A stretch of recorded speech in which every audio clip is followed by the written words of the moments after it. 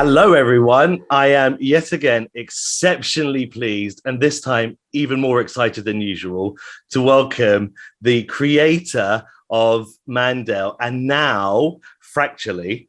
I am exceptionally pleased to welcome Dan Larimer once more. How are you, Dan? I'm doing great. So glad to have you here today. So we've got so much to talk about. It's been a crazy 24 hours for you. I guess the first question is, how did you think the launch went yesterday? Are you pleased with it?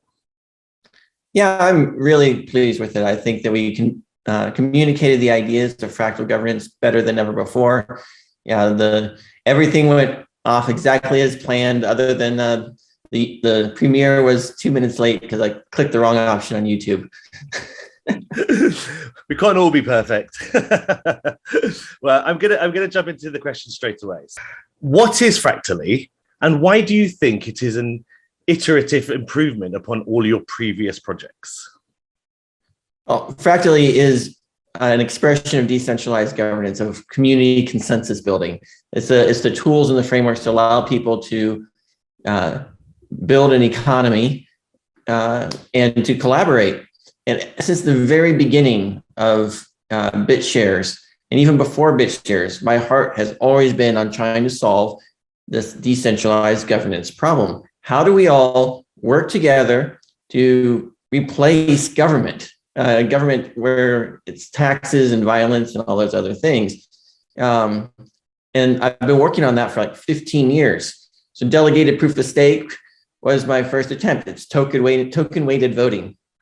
And then we saw how that worked with BitShares. And then Steemit was my second attempt. And that was massively collaborative voting on who was producing the best content. Also token weighted. EOS is using a similar thing, also token weighted voting. With voice at Block.one, we attempted to do real people, like Steemit with real people with KYC. That didn't go over very well. So when I left Block.one and came back to build directly in the EOS community, I created Eden, which is based on my book, More Equal Animals. Right? And it's the ideas in my book about how to build consensus and how to measure consensus and how to overcome the inherent problems in the Pareto distribution, with wealth and fame causing incumbents to have power and have a very small few people just kind of dictating everything to everyone else. So last year we did several experiments with Eden on EOS. We had two soft elections and one on-chain election, and all that stuff is put into Fractally. And Fractally really creates the first system that has the power in the people to reach consensus on their vision and to reward people. It provides all the incentives required to motivate people to contribute to the common cause. And that's ultimately what I think the challenge with government is. How do we get people to fund the roads and schools and all the things that are public goods that the market doesn't want to fund or can't really fund with because there's no exclusion and all those other things. So that's what Fractally is doing. It's solving the public goods problem. How do you fund open source software? How do you do scientific research that is not motivated by government agendas? How do we get media and investigative journalism that's not driven by advertisers and views, but is actually serving the viewers and their interest, right? We got all these situations where we got public goods that they're just kind of provided in these corruptible ways. And that's the problem that Fractally is solving. So that was my long-winded answer. That was great. It was quite short, actually, to the point. So I guess then, by any reasonable standard, you are a successful person. So I just wondered, I mean, you could be doing anything you want right now. What is the reason why you are trying to rebuild society for the greater good? What is your big why? Why do you care about doing this so much? And why have you dedicated so much of your life to doing this? I really believe in the potential that humanity has. when I started learning economics and I saw all the misplacement of capital, I realized we're living in the Stone Age compared to where we could be living if we didn't have all the corruption and all the waste that's going to the people in power. And I just didn't like all that economic destruction. And so I would just really care about the future generations of humanity and making the world a better place. So on that note, then, you speak about in your white paper, which I've read twice now since yesterday, and I've had no sleep because of that. Thank you very much. But you speak about the values of a true democracy. So I would like to know, I guess, in your words, what are the values of a true democracy, and how can Fractally enshrine these equally for all? All right. Well, true democracy is the subtitle of my book, More Equal Animals, and the idea is that democracy is supposed to represent the will of the people, right? And that means, how do you assess that? How do you measure it? And it's supposed to be voluntary, right? And those are the two tests of democracy. It's voluntary, which means you can secede, you can leave if you don't like the outcome. And we have incentive to join or participate in a democracy because we're stronger together, right? If we're all divided and isolated, then we're going to succumb to whoever's the strongest person with most guns, right? But when we come together, we can actually collaborate to produce value. So the true democracy, compared to democracy in name only or dinos, is where you're actually discovering through wisdom of the crowds what the will of the people is. And the people have the ability and maintain the power to change their leadership. It's not stuck with incumbent advantage. What we have today is a situation where the voting system itself creates a two-party system in the United States, but it's similar in a lot of other countries. It's the access to the media, and they basically tell you can vote for these people. That's all controlled, right? You can have any color car you want as long as it's black, right?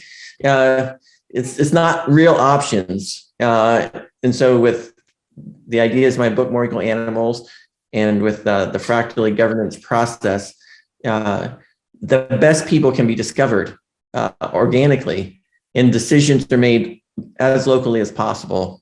And whereas traditional democracy, everybody votes on global issues, and you got rational ignorance and a whole host of other factors. That means just throwing issues and voting on it doesn't work because no one's got the knowledge to vote on everything. They don't have the incentive to learn the knowledge they need to vote on things. And then who's drafting the things that people are voting on? That's where the real power is. So those are a lot of the areas that I've been really, really passionate about trying to solve. It's a hard problem. And with Fractally, more than anything else, I think I've finally cracked it. You're certainly well on the way. So you like a lot of your core principles are around the wisdom of the crowd. So I just wondered, what is your evidence to suggest that the wisdom of the crowd is more regenerative and fairer than, say, a small group of highly intellectual individuals who are moralistically motivated and are principled? So why is the wisdom of the crowd better than that? Well, it really comes down to, do you want a benevolent dictator that's all wise and all knowing? Yes, that would be best, because the average person is of average intelligence and is not well studied in how to govern and is not principled. But you have to balance the best possible outcome with the worst possible outcome. When you have someone who's claiming they're benevolent, but they're actually, tapping the entire energy of the community for their own growth and cementing their control, and that's how dictatorships form, right? So, obviously, a benevolent dictator is the ideal solution, but how do we reach consensus on who's actually benevolent and who's not? And so, whatever the status quo is, or whoever got there because they overthrew the last guy, or hacked some election to get into power, or use some propaganda campaign to lie to people to get into power. however they got into power, now they're in power and they're claiming it. Every dictator says, I'm doing this for your safety. I'm doing it for everyone's benefit, yada, yada, yada. So you really have no choice other than to say, hey, voluntarily group with people who think like you, culturally like you, reach consensus, and do it in a fractal manner, not 100 million people all picking one leader, but you democracies of democracies, DAOs of DAOs kind of approach, so that you can form consensus in units that are as independent as possible and as cohesive as possible. And then you collaborate, right? And then you build consensus out of units of consensus. And that's what democracy is all about, is reaching that voluntary consensus, which what we're really trying to do is tap the value of collaboration, right? There's certain things that no matter how hard one person works by themselves, no matter how much technology you have at your fingertips, you can't realize that value. So an example of this from the book, Blueprint, The Evolutionary Basis of a Good Society, and I mentioned that in my white paper and other places because it feeds a lot into how people are in nature. How are we genetically programmed to collaborate? Why do we collaborate the way we do? And where do we find it in other animals? So that there did this experiment where you have 2 elephants, and these elephants are trying to get some food, and they got 2 ropes. The only way to get the food is if they both pull on the rope at the same time. If one pulls the rope before the other, it disappears and the food doesn't come to them. And the experiment showed that the elephants knew they had to collaborate in order to realize the value of the food that was on the tray. So my belief is there's this giant table of food that can only be realized if we can collaborate to reach it. And the problem is that the traditional ways that we collaborate, whether it's a dictator or whatnot, is the dictator uses everyone to collaborate, and then they take the majority of the pie and throw some crumbs to everyone else, right? Fractally says, no, let's collaborate and make sure that the majority of that food is distributed to all the people who helped bring it to reality, instead of empowering the one person calling all the shots. And that's where all the value comes from. A lot of people have asked, why do the tokens of the fractals have value? And the reason they have value is collaborative value. It's you're creating, the value is more than the sum of the parts. When we come together, we are actually creating value, and that value shows up in the form of mutual respect. So at the beginning of the interview, you spoke a little bit about when you were studying economics. So I just wondered, given the Pareto principles, Fibonacci, and some of the other elements, how much has this iteration of your work focused on behavioral economics? Because I think it seems like you're really trying to focus on the human psyche and how to get the most out of the individual and the collective humans in order to create a network or a framework for them to work together in the most sort of simplistic way. Can you speak a little bit to that? Sure. Yeah. Everything has to be aligned with human nature. That's the biggest example of this. Is I keep the size small, right? Humans are limited in the number of people that we can build trust relationships with. Dunbar has demonstrated that. And that's why we do things fractally. Second, I limited the group size, right? To a size small enough that you can actually have discussions.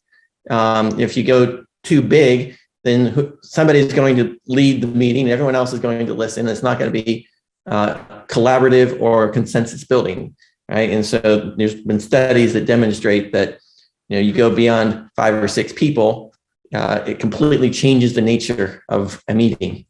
And so that's why it's got that group size. And then I introduced the concept of teams, and teams was a new innovation. Like I was already going down this process. I'm like, people don't want to just engage with random strangers every week. If you have 7,000 people once a week, you're meeting with 6 or 5 of them. You're not going to see the same person very often.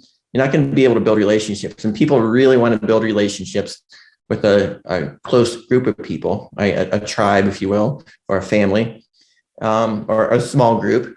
So if you look at like the model that successful mega churches use. They have small groups. And that's where you meet your friends. That's where the people that come and actually take care of you when you're sick and all this. They're the people you meet with consistently and reliably. And so we wanted to incentivize the creation of small groups of people, or teams that come together, and those teams hold each other accountable. They support each other. When you invite someone to a community, hey, join this community. By the way, I might see you twice a year. No, hey, join my team. You're going to add a lot of value. And then, you attend the weekly meetings to evangelize what your team's doing and to spread the ideas. So the idea is we have weekly stand-up meetings where you're randomly assigned with 5 other people. And during that meeting, you're pitching not only what you're doing for the community, you're pitching what your team's doing for the community. Right. And so your team's got 4 to 12 representatives throughout the entire community pitching your efforts. And all these things tie into, how human social networks are structured, how we value relationships versus, face-to-face is far better than anonymous trolls on the internet just texting away. So it should create a completely different vibe and culture. And just show up to the website, join a video call, much like this, reach some consensus, share what you're up to, and make some friends. I think that the one thing Fractally will do is help people meet people and make friends. And that's something that's incredibly valuable in its own right. Yeah, I completely agree, especially given, the multiple years of lockdowns we've had. Loneliness is a real problem. A lot of people are isolated. So I think this is a phenomenal way for people to meet, other like-minded people. And that's a great added value benefit, really. I guess that wasn't your primary intention of this. So the principles of incentivizing social and public goods are, without doubt, to me personally, exceptionally powerful and transformative. Money and respect are fantastic motivators. So could you explain how you see that concept working potentially in the real world over time? For example, could we create incentives to produce a crime-free, clean town, for example? Absolutely.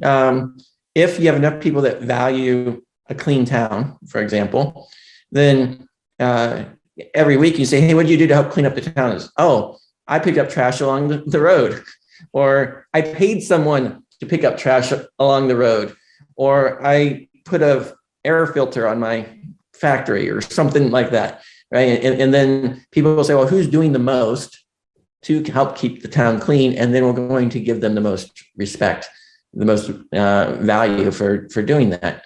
And it's all relative, right? There's no absolute. It's like some people did something small, some people did a lot.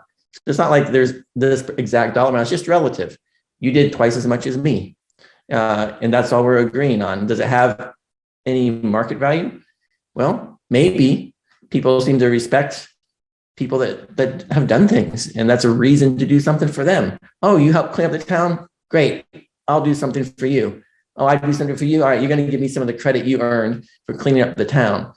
And now people will respect me because I did something for you because you helped clean up the town.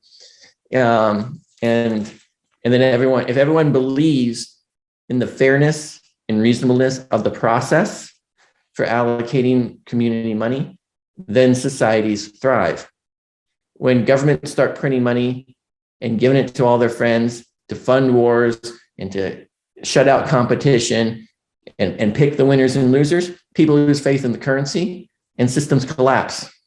And so I think that's what we're witnessing on a global scale right now, is people are losing faith in the process by which money is allocated.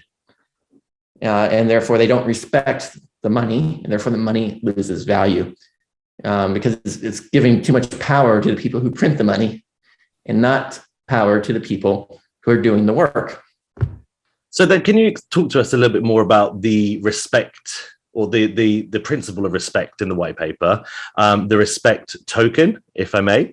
How will it work? How can people, earn it, for want of a better word? And how can respect be measured in a greater sense than just, the value of your token?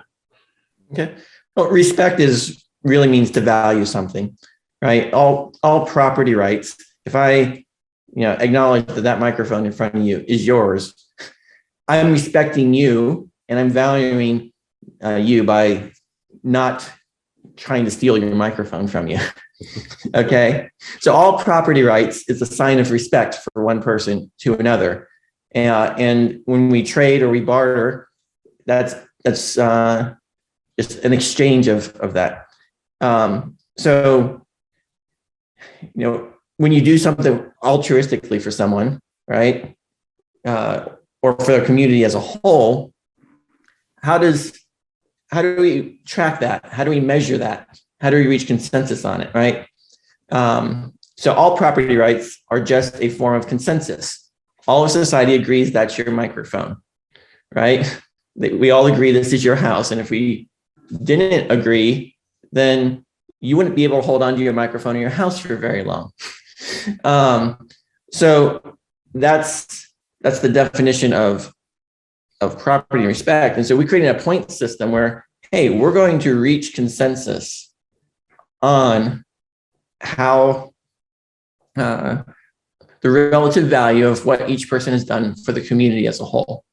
And if you believed in the process for reaching that consensus was valid, then it's kind of like a subjective proof of work. Bitcoin is allocated according to objective proof of work. Objective proof of work is you burn so many CPU cycles, we give you tokens. And then people respect the token distribution when they buy Bitcoin. Right? The fact that someone burned electricity a year ago has no relevance other than the fact that you're respecting past contributions. You're valuing their past contributions. You're valuing the fairness of the token distribution. And that's why Bitcoin has value. It has almost very little to do with actual security provided by the hash power. That value, that security decays after less than a day because everyone's agreed on what the blockchain is. And it doesn't matter if someone comes up with an alternative Bitcoin blockchain that's got infinitely more work on it. If it undoes all the transactions from the past year, no one's going to care, right? So all the security is actually short-term consensus, and then it's sunk cost. But people still respect the past contributions; they still value it. And so I would say that the Fractally process distributes respect tokens. Respect is kind of a generic term. EOS is the respect of the EOS blockchain. Ethereum is the respect for the Ethereum blockchain. BTC is the respect of the Bitcoin DAO fractal. But if you respect the subjective process for allocating it, now we can do things other than create high performance ASICs. Now we can fund scientific research, independent journalism, and entertainment and art. All these things that are valuable from a public perspective that we can reach agreement on.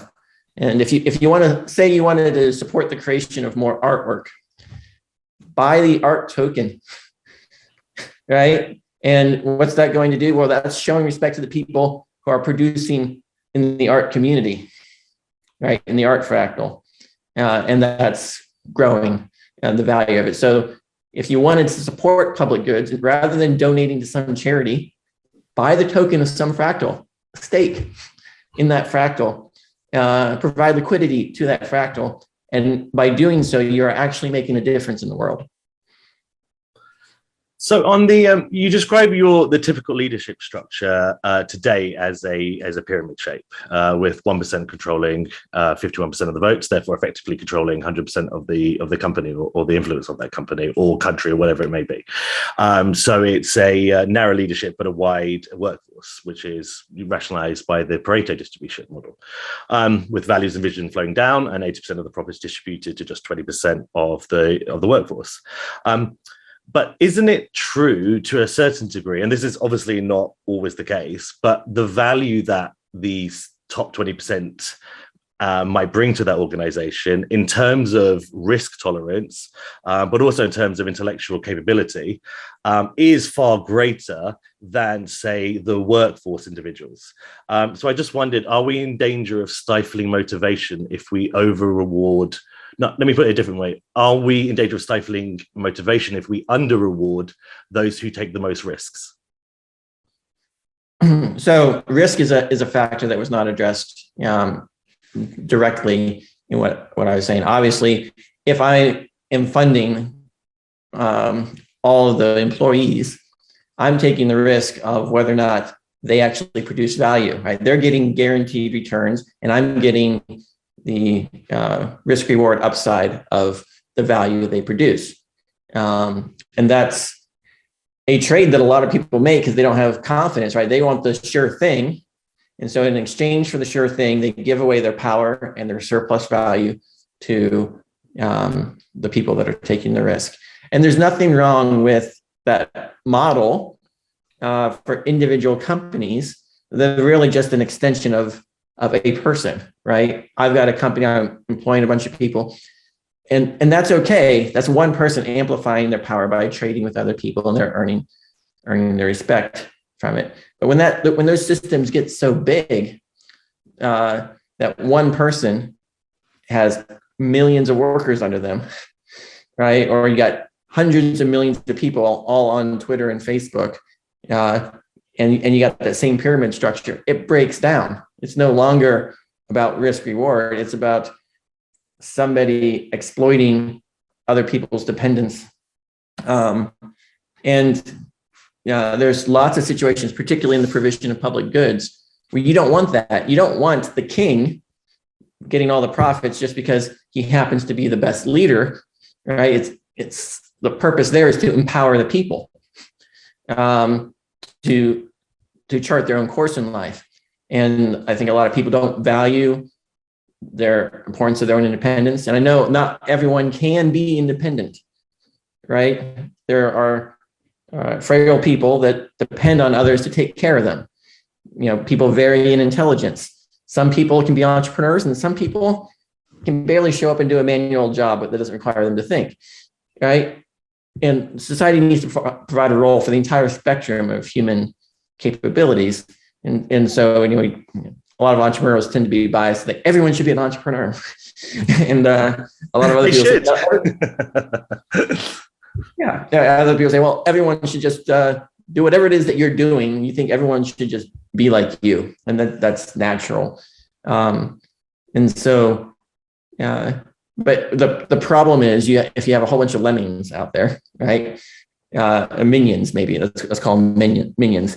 They, in exchange for the promise of safety, they follow some dictator, and then they amass so much power that the dictator is guiding all these minions, and they oppress all the people that are their neighbors and their friends. We need an alternative way to give those minions a place to go, so that they're not flocking to support some dictator, or flocking to support some centralized entity that's making everyone dependent, that's eliminating competition, that's enslaving their fellow man. We don't want. That's the challenge, is to address that. So I want to just go back a little bit more to just some concepts before we go into a bit more specific details of the white paper. And I'm going to go back to Fibonacci a little bit. So you include the Fibonacci sequence as a means of distribution. So I wondered, what specifically drew you towards Fibonacci itself? What was the significance? Was it the repeating patterns in the natural world? Or was it because it was a fairer distribution of Pareto, in your opinion? So what was your motivations? Well, I'm trying to borrow a lot from nature, right? The Fibonacci is how things grow in nature. So there must be something magical about that. And so I started saying, well, the early versions of Eden, we had everyone meet and they picked one person and everyone else got nothing. But that can be really challenging. And who wants to show up every single week knowing you're always going to be in the bottom? There's no incentive to show up. So everyone needs to get something because everyone's done something. So that's the first thing. The other thing is there's this concept in economics called the ultimatum game. The ultimatum game is experiment that's been replicated all over the world. You give one person $100 and says, hey, you get to pick how much you're going to give to a stranger. And if they accept it, you both get to keep it. If they reject it, you get nothing. And by the way, everyone knows the rules of the game. So if they say, well, I'm going to keep 100, I'm going to give the other person 0. the other person will reject it. All right, I'm going to give them $1 because $1 is better than nothing. A lot of them will still reject it because they say it's not fair. I'd rather lose $1 than allow you to get $99.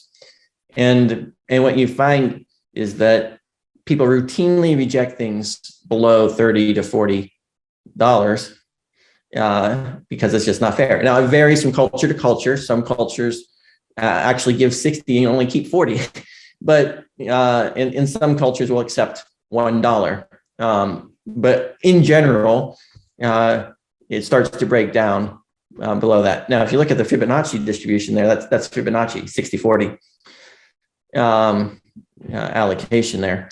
And so when you have a group of people that are trying to reach consensus, well, it's a bunch of mini ultimatum games, right? You're looking at a person below you and above you, and you say, well, if I switch places with you, you're switching places on the 60-40. And if you take a group of 6, the highest ranked person gets 40% and the lowest 5 gets 60%. So the majority is negotiating with the person who's contributing the most, and it just all balances out so that each person doesn't feel like they want to reject the consensus because, I got $1 out of 99. No, I'm choosing reach consensus and accept $40, even if I think I should get 60. It's a bunch of those micro games that all stacks and it grows. And I don't know if I'm explaining it well, but there's this beauty that emerges that's hard to describe in how the Pareto how the Fibonacci distribution applies. And then when you plot Fibonacci, you realize it's a Pareto distribution, 66-33 Pareto distribution, not 80-20. But Pareto is also observed throughout nature. And we know that some people are just going to produce more value than others. So it naturally tries to fit what people are doing to a curve that's more aligned with reality. You're not trying to say, hey, fit everyone to a flat curve, we're all communist, or fit everyone to some other curve. It tries to mimic nature and say, we know this curve is somewhere around here. Reach consensus on how we're going to arrange ourselves so that we're on this curve. And so all those things come together. So it's not just completely arbitrary, because that's the alternative, right? Every time you have to pick a number to put into an algorithm, where's it coming from? So that's the rationale. So this is a bit of a random question that popped into my head, so forgive me, it wasn't pre-planned, but did any of your calculations or considerations include pi at all? And I just asked because there's pi obviously finds itself able to identify patterns in financial markets, for example. And I found that really interesting because they could potentially predict things in the future. I just wondered, was that one of the factors you could have considered or did consider? Pi was not considered. I guess it never showed up in any of the things. But yes, I am considering all mathematical numbers and observing nature. So. And then why did you go back to nature then as a point of reference? It's kind of like, I guess the notion of evolution has produced the kind of the best outcome in nature. Therefore, borrowing those principles is going to add value to what you're trying to do, which is obviously create an intelligent design around a new paradigm. So is the theory of evolution then quite a key part in why you went to nature, or even the notion of intelligent design? Well, if you're trying to build something to keep your hands warm, right? A glove, you want to make sure it's got 5 holes for 5 fingers. Otherwise, it's not going to be very comfortable. Humans have a certain shape, a certain mental shape, a certain emotional shape. And if you don't design things to fit that shape, it's not going to be very comfortable. And if it's not comfortable, people aren't going to adopt it and use it.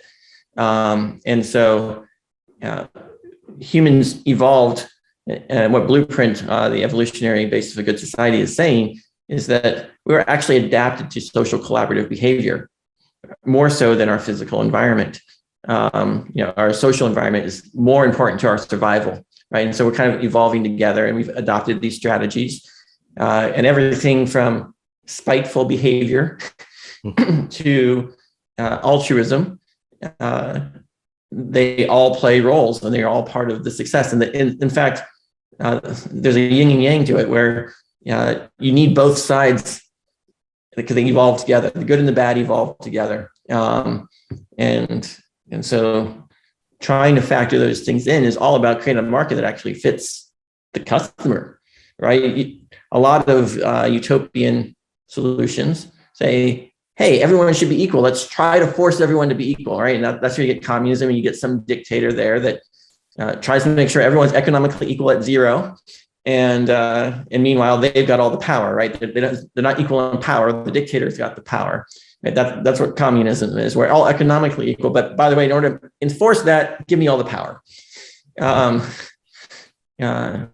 So, if you try to force on a society something that's not aligned with it, it's not going to fit. It's going to be rejected. But if you align with human nature and you align with those things, then you can thrive. So that's why I've been so focused on studying that. And it's been a challenge, right? I'm a very logical person, and we all, like I said earlier, we all try to assume everyone's like us.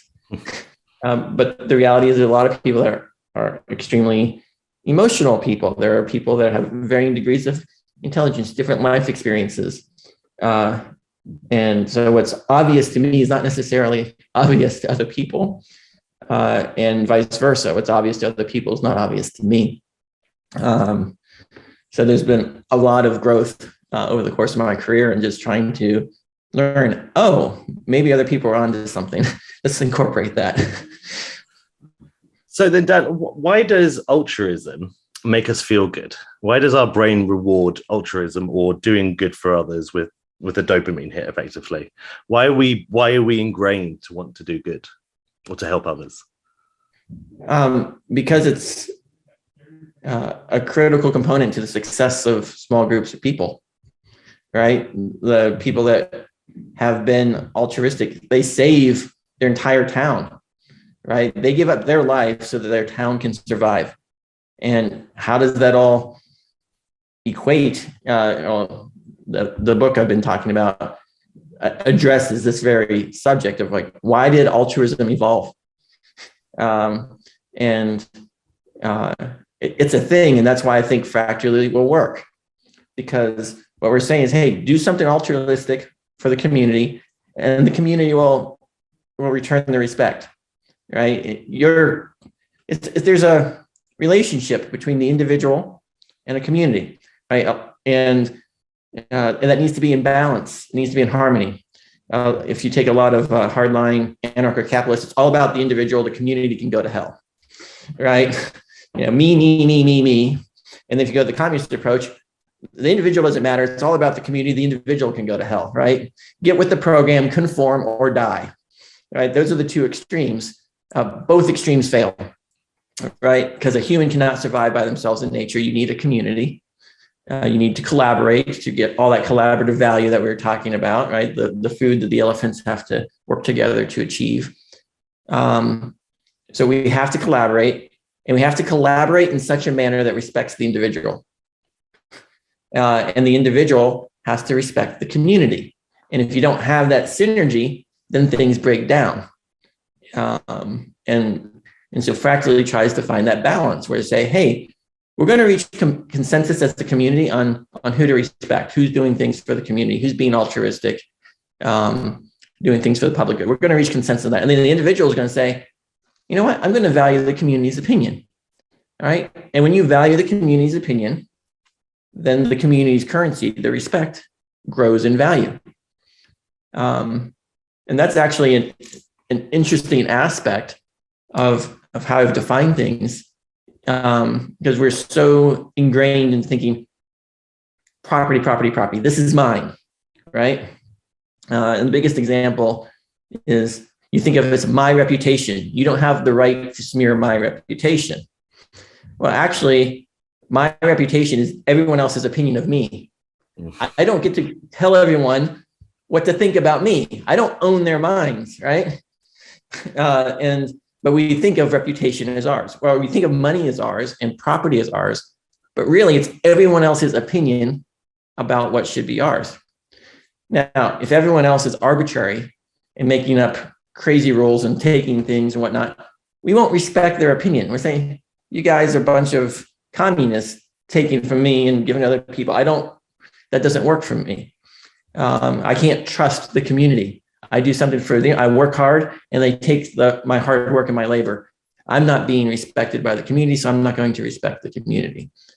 But when those two things are in harmony and you have a community that respects property rights as if it's yours, but you have the understanding that they're all just opinions. Well, guess what? Opinions are not really regulated, maybe in thought crimes and things like that these days.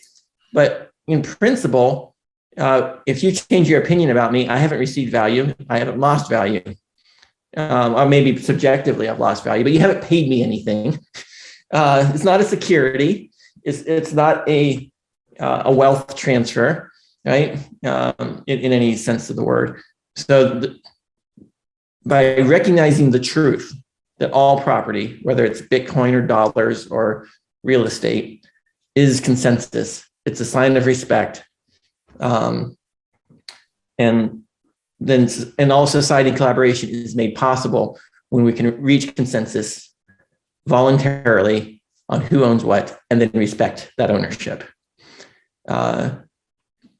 That's what Fractally is doing. That's why we call it respect. That's why respect is not a security, in my opinion. I'm not a lawyer. Because you don't own it. You don't own the respect any more than you control someone else's thought. The community has assigned a number to you. Now, what's cool about that is respect cannot be stolen, right? If you have a member of the community that everyone agrees is respected, and then somebody else tries to come and steal their property, the community is like, no, they still got the respect because they can reach consensus that it's still yours, right? Now, Bitcoin uses a very trivial method of, if you got the keys, it's yours. Someone steals the key, all right, well, it's now theirs. I don't care if they stole it from you at gunpoint, it's theirs, according to the algorithm, because that's the only thing that Bitcoin is equipped to reach consensus on, right? Maybe the community is like, no, it should still be yours. They should not have stolen your Bitcoin. And we get all riled up and mad about that and threaten hard forks and attempt to coordinate to blacklist that Bitcoin. But what we really want is a system that says, no, we're not going to allow respect to be stolen. We're actually going to honor property rights according to community opinion. And the community has a process that people can respect on reaching that opinion, right? And so we've kind of reacted. We don't trust the government to allocate respect, so we don't trust people. And so Bitcoin's gone to the other extreme. But the answer is somewhere in the middle. We need a better governance process that people can trust how they used to trust the United States government back when we were closer to the Constitution and back when we had sound money and all those other things. So that's the challenge of society, and that's a lot of what I do is just trying to realize the truth, realize what's already there, and then bring it to light and articulate it. Well, I think the reason why I wasn't able to put the white paper down was because I felt that this is a tried and tested method for success. And the reason why I feel like it is because it's a pretty similar path to the path I trod with Bywire. So when we started doing Bywire, no one knew who we were. We had no respect, and in order to gain that respect, we did a lot of free work. If you can understand what I'm saying. Same with politics. I worked for I volunteered, at the beginning for free. With Bywire, we produced, our news network. We produced, news coverage as much as we could, all at our own cost, and then very slowly we built up the respect of the community, and that respect translated into the ability to expand the organization because we then had the resources to do so. But the only way we could have achieved that was by methodically earning the respect of others. So when I read your methodology, I think it's great because you've packaged up the path that we trod, and we are objectively successful now. And it's really, really great to see that this can be kind of put into a jar, if you like, and repeated and scaled. And now others can take this path, and they don't have to take as many risks as we did, or they don't have to be as entrepreneurial as we were. And for me, that's really, really exciting. So I just wondered, was that part of your journey? Was that part of your kind of experience? Like, or was that just an accidental byproduct of evolution of your ideas? Well, that's part of my journey. Absolutely. Everything I did, I was super engaged on the Bitcoin forums and just started talking and talking. I put a lot of effort back in the day. And then, somebody gave me a seed round from, and that got things kicked off, but I still had to work, and it was really, really challenging. And it eventually built up to the point now where there's a lot of respect for what I've done, which makes it easier to do new things in the future. But even now with EOS, I do the work first, and then I'm hoping that the community respects that enough to compensate me for it, instead of saying that I'm the slave. I'm expected to do things to make EOS valuable, but I don't get more EOS for doing so. There has to be a mutual two-way trust between, hey, I'm going to do things and then you're going to compensate. And one of the things I learned with Eden was you don't want to create a situation where everyone's campaigning on promises. Like, I'm going to promise to do this, and then now we have a challenge of, did you actually do it? No, now we have to take back your money. Like, but I spent money on it. No. So with Fractally, every single week, what did you do this week? And why are you more deserving of respect than everyone else for what they did already? And it's every single week. So you're only risking 1 week worth of effort. Then you get immediate feedback. Do people value what you're doing? You get to see what other people are doing. And maybe someone else, hey, they're doing something. I'm going to replicate them. I'm going to repeat what's being valued by other people. And some weeks you might get randomly assigned to a group of people that doesn't value what you're doing. That's no big deal, because over a course of 20 weeks or so, you're meeting with 100 people. That's a pretty large sample of people that you get direct feedback on. It's also a large group of people that you get to promote what you're doing to. The biggest challenge is just getting the time of day with people to hear what you're doing, right? And so Fractally is kind of like weekly speed dating with a bunch of other people trying to say, hey, this is my idea, so that's, is my idea more attractive than all the other ideas out here? But not just an idea. This is what I've actually done. And it doesn't have to be like later. I said, hey, what did I do this week? I went to an exchange and I paid $1 million to get this token listed on this exchange. You're like, wow, you did that? That beats what everyone else did, right? And maybe it's like, oh, you overpaid for that. But hey, we appreciate that you got listed on an exchange. But there's a point there where maybe someone else did something even greater, right? It's like, well, it's nice to get listed on an exchange. I got us legal tender in this country. What? Okay, you win. And that's why it's rank order, not dollar amount. It's not how much is what you did worth. No, it's did you do more or less than someone else? Because all economics is rank order. It's not absolute relative values or absolute values or particular things.